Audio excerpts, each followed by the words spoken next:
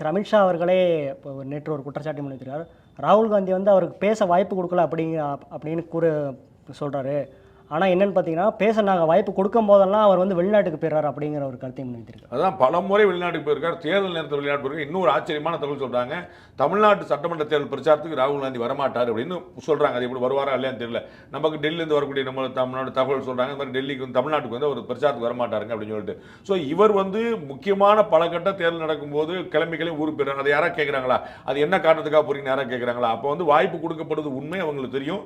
அந்த நேரம் ஏதாவது பேசாமல் இருக்கிறது, இல்லாட்டி வெளிநடப்பு பண்றது, இல்லாட்டி வெளிநாட்டுக்கு போயிடுறது. அப்படி பேசினா ஏதாவது பர்சனலாக அடம்பிடிச்சு திரும்ப ஒரே விஷயம் பேசுறது. அது வந்து ஒரு ட்ரெண்டாக வச்சிருக்காரு. மக்களுக்கு இவருடைய பேச்சில் இருந்த எந்த விதமான அட்ராக்ஷன் இல்லை. இவருடைய தகப்பனார் ராஜீவ்காந்திக்கு இருந்த அட்ராக்ஷனோட அவருக்கு ஒரு கரிஷ்மா இருந்துச்சு, முக ஈர்ப்பாக இருந்துச்சு. இவருக்கு வந்து அந்த ஒரு பேச்சில் வந்து எது கூட ஈர்க்காம, ஒரு தரவுகளோட பேசாம, ஒரு கவர்மெண்ட்டை லாக் பண்றதுக்கு 1008 விஷயங்கள் இருக்கும்போது அந்த அத்தனை விஷயங்களையும் தவற விட்டுட்டு வெறும் ரிட்டாரிக்கில் சமாளிச்சுட்டு இருக்கிறாரு. அது அவருடைய பொலிட்டிக்கல் கேரியருக்கு எந்த வேலையும் ஹெல்ப் பண்ணாதுன்னு நினைக்கிறேன்.